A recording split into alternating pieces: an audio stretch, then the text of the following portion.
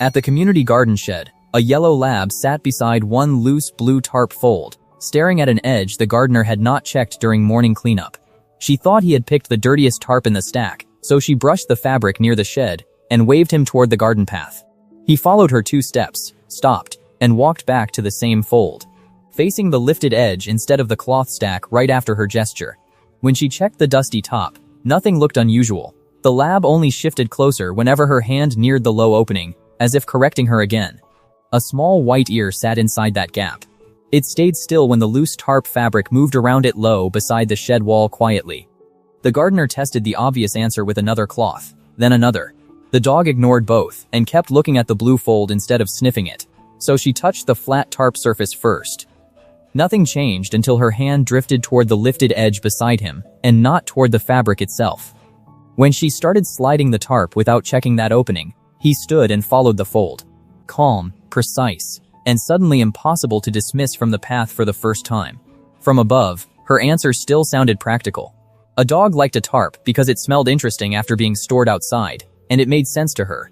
She lifted a wrong flap and saw only blue fabric, so the easy explanation still seemed close enough, while she stayed partly convinced for now.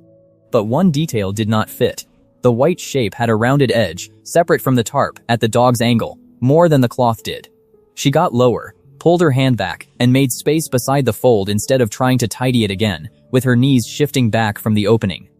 The tarp theory broke when he ignored every other cloth, ignored the moving cover, and chose only that one loose blue edge again, after the comparison sat there untouched.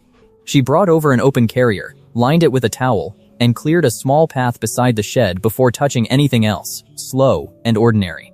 The wrong side showed nothing. The correct low edge brought the white ear back where his gaze had stayed, without naming what was inside yet. Everything was ready, but the side still mattered. Her hand hovered between the flat fold and the lifted edge beside him, because one wrong lift would miss the clue. One more tiny fur edge appeared beside the ear. She paused, then almost reached for the easier wrong side anyway, even with the carrier waiting nearby. That side opened cleanly and showed empty ground.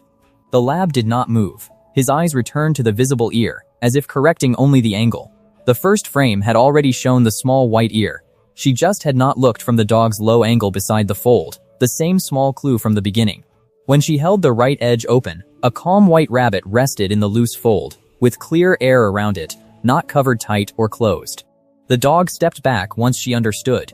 She waited, moved the carrier closer, and folded only the outer flap away, leaving the rabbit's path open still. In the same shed corner, the tarp was neatly folded, the rabbit rested in the open carrier, and the lab no longer